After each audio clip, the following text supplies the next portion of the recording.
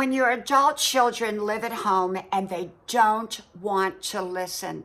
Hello, y'all. I'm Diana Brienne. Well, you might say, well, they're adults. They don't have to listen.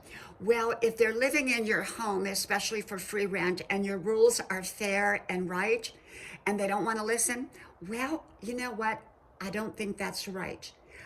I feel like if someone's living in someone else's home, they need to go by their rules, as long as those rules are fair and just and right. Now, if something is not right, then of course, I would agree with the adult child that they, shouldn't do something that's not right. But if something's right, it's say like the rule of the home. They need to listen, even though they're adults. I know a lot of people that have their adult children living with them, whether it's long-term or just a short-term level. And, a lot of times I see that it ends up being the adult children begin to tell the parents how to run their own home. They begin to dictate the rules. And in my home, it doesn't work that way. Two of my sons live here at home with my husband and my daughter lives right down the road. They all know that mom and dad make the rules in our house. It is our house, but it is all of our homes. It's my children's home, and yet mom and dad own the house. So we make the rules, and the rules are fair.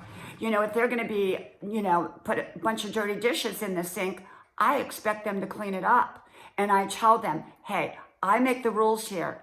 And if you don't like it, you can always move out. Well, they don't want to move out, so they listen to the rules. Now, make sure that your rules are fair. They've got to be fair, and a person's got to be capable and able to fulfill those rules. And sometimes people don't always go on our time schedule. And so we have to realize that sometimes people don't go on our same time schedule. But we want to be flexible, we want to be fair. And since so many adult children are living at home with their parents nowadays, I think it's very important to have rules in place and have an understanding in place before they ever move in, or, if they're not going to move out, then, I believe the person that owns the house, as long as the rules are fair, need to make the rules. And especially if the rent is free.